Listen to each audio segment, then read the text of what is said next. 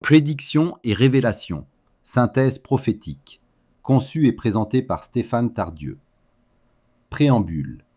Ce texte propose une synthèse créative et personnelle, rédigée par moi, Stéphane Tardieu, qui mêle des images, des symboles et des motifs prophétiques familiers de traditions divinatoires, celles qu'on associe à Nostradamus, aux médiums et voyants célèbres, ainsi qu'à d'autres voies ésotériques de la mémoire collective, pour former une suite de visions et d'anticipations.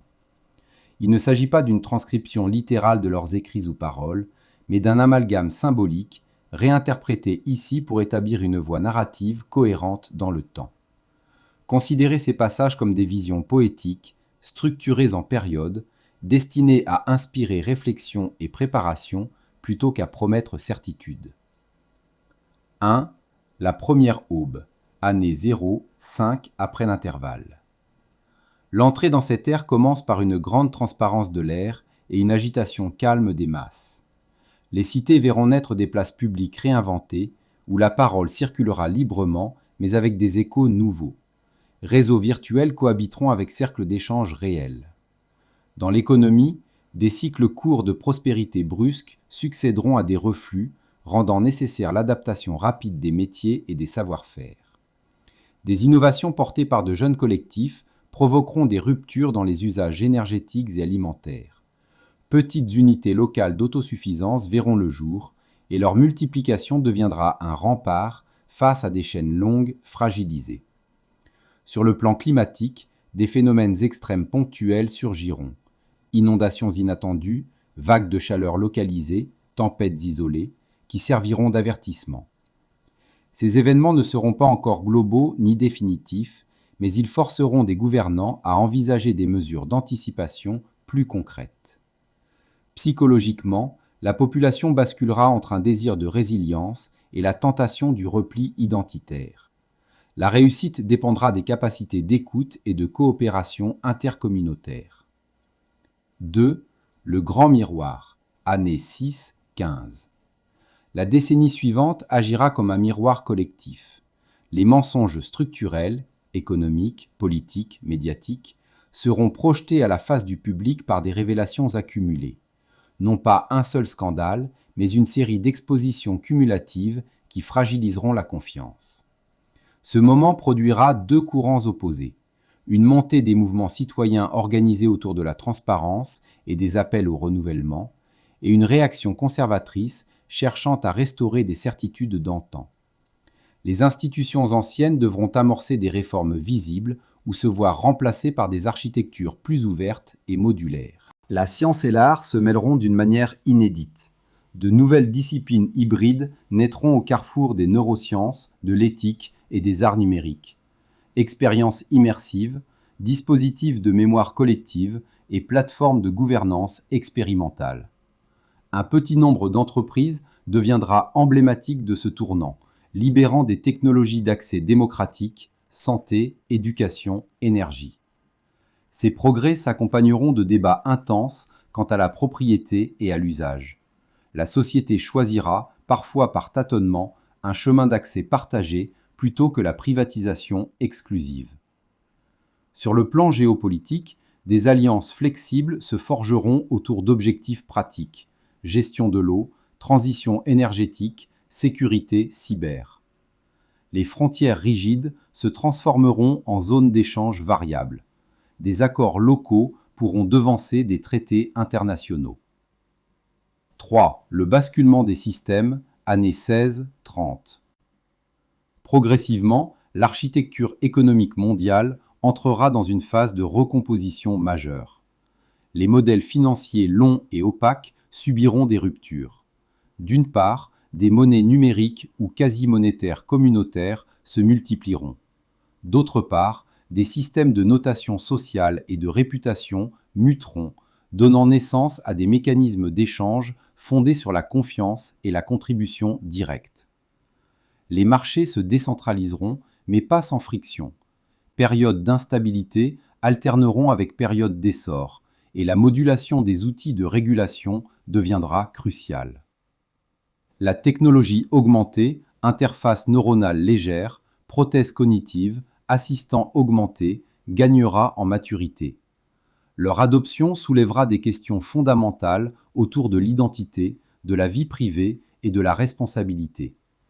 Dans de nombreux territoires, ces outils permettront des percées spectaculaires en réadaptation médicale et en éducation, mais des abus seront possibles si la gouvernance reste inadéquate. L'éthique de l'intégration homme-machine deviendra l'un des débats centraux du temps. Un phénomène marquant, la résurgence des savoirs anciens et locaux. Les pratiques agroécologiques traditionnelles, les techniques de conservation, les médecines complémentaires et les artisanats seront réévalués et souvent réintégrés au système moderne, non par nostalgie, mais par efficacité éprouvée dans un monde aux ressources redéfinies. Ce rapprochement entre science et savoir vernaculaire favorisera une écologie du sens et de l'usage. 4. La tribune des peuples, années 31-50. La voix des peuples s'affirmera davantage. Des processus participatifs numériques, combinés à des assemblées physiques, permettront de réévaluer des priorités collectives: santé publique, éducation, accès à l'eau et à l'énergie propre. L'innovation sociale se développera. Monnaie locale interopérable, contrats citoyens, coopératives de données. La démocratie représentative ne disparaîtra pas, mais elle devra apprendre à dialoguer avec des instances délibératives plus directes. Partout où ce dialogue s'établira, les sociétés gagneront en résilience et en inclusion. Sur le plan climatique, des seuils seront franchis dans certaines régions. Désertification accélérée, montée partielle des littoraux, perte de biodiversité localisée. Ces signes pousseront à des migrations internes et régionales importantes, mais non uniformes. Là où des politiques adaptatives seront mises en œuvre tôt, les territoires se transformeront en laboratoires d'adaptation. Infrastructures éco-résilientes, villes-jardins, systèmes alimentaires circulaires. Un autre trait saillant, l'émergence d'un langage culturel partagé.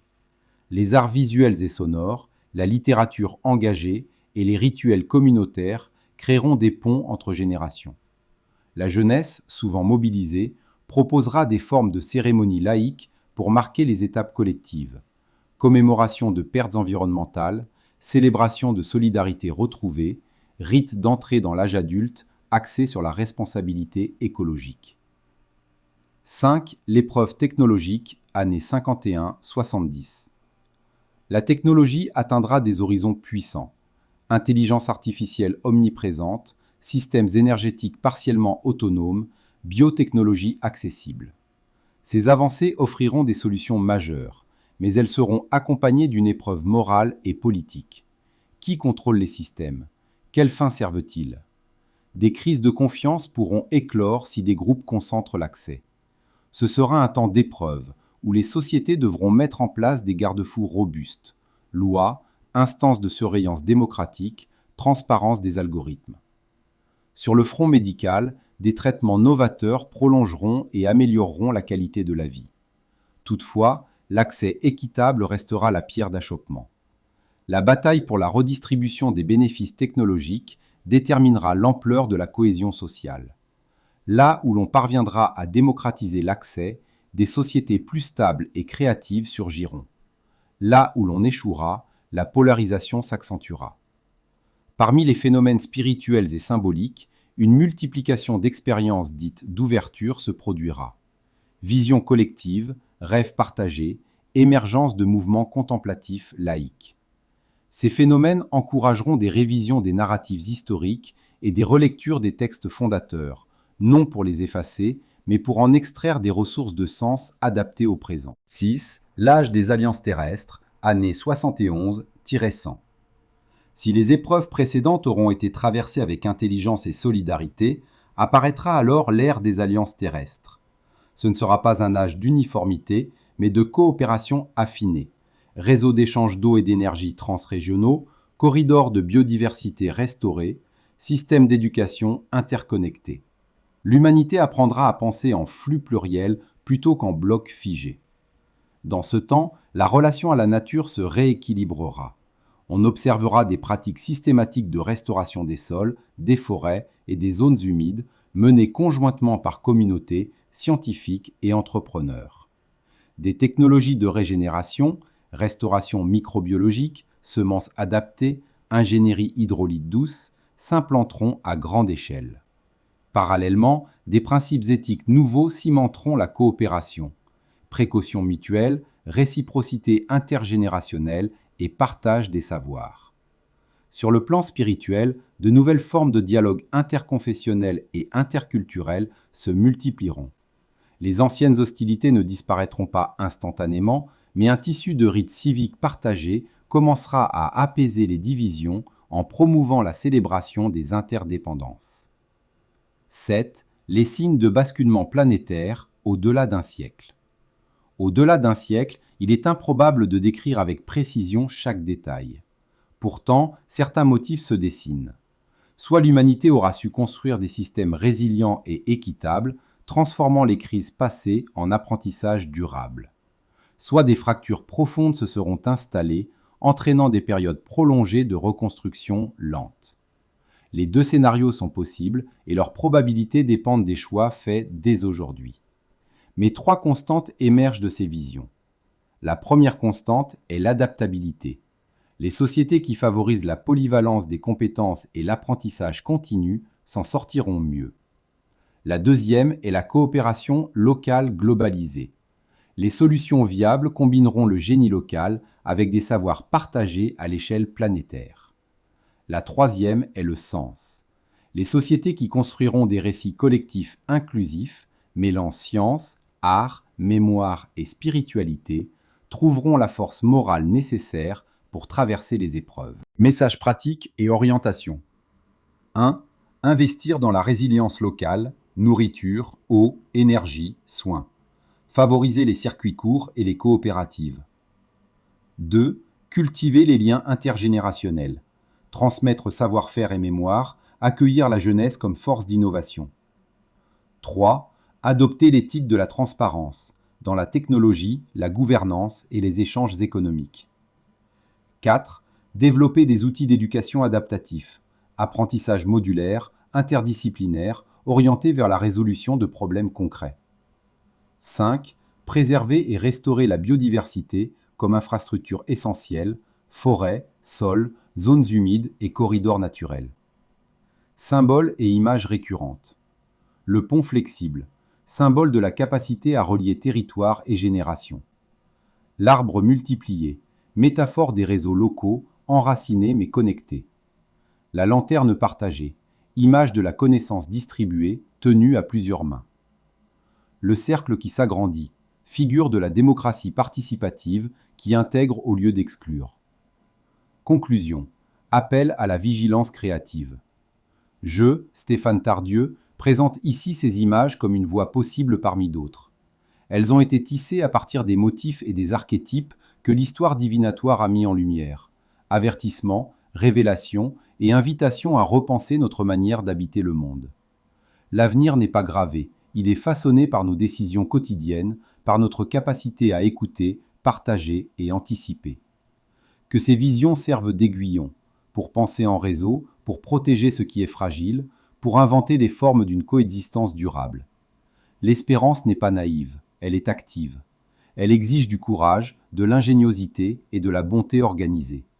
Signé Stéphane Tardieu. Remarque, ce texte s'inscrit comme une composition personnelle inspirée d'images prophétiques collectives. Il ne prétend pas citer ou reproduire mot pour mot des écrits d'auteurs ou de médiums précis.